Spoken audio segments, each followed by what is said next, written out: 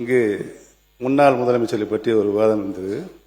புரட்சி தலைவர் எம்ஜிஆர் அவர்கள் முதலமைச்சராக இருந்த நேரம் அவருடைய தலைமையின் கீழ் இங்கு சட்டமன்ற உறுப்பினராக இருந்தவர் முத்தமிழறிஞர் அவரை பற்றி அவர் பெயரை சொல்கின்ற பொழுது புரட்சி தலைவர் அவர்களை எழுந்திருந்து சபையில் அந்த உறுப்பினரை பார்த்து கலைஞர் என்றுதான் நீ சொல்ல வேண்டும், நீ வாபஸ் வாங்கு, மன்னிப்புக்கள் என்று சொன்னார்கள்.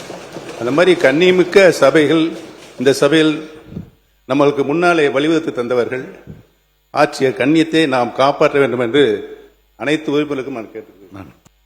சிறிது நேரத்திற்கு முன்பாக பேசிய முன்னாள் முதல்வர், அவையின் மூத்தவர் அண்ணன் ஓபிஎஸ் அவர்கள் சட்டமன்றத்தின் கண்ணியம் குறித்து நமக்கெல்லாம் சொல்லிக் கொடுத்திருந்தார். உண்மையில்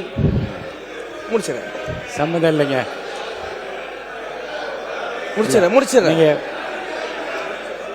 சொல்லிடுறேன்.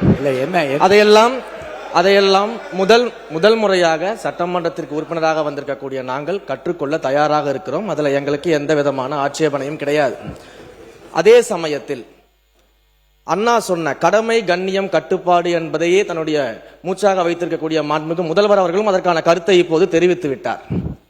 அண்ணன் அவர்களுக்கு சட்டமன்றத்தின் முதல் முறை உறுப்பினராக இருக்கக்கூடிய நான் ஒரு சிறிய வேண்டுகோளையும் வைத்துக் கொள்றேன். இந்த நேரத்தில் எப்படி கண்ணியம் குறித்து அண்ணன் எங்களுக்கு எல்லாருக்கும் சொன்னாரோ அதே போல தங்கள் கட்சியினுடைய மாண்புமிகு எதிர்கட்சி தலைவருக்கும் சிறிதளவு அதை நீங்கள் சொல்லிக் கொடுக்க வேண்டும் அப்படின்னு நான் கேட்கிறேன். உறுப்பினர் ஏன் அப்படின்னா என்ன ஏன் சொல்ற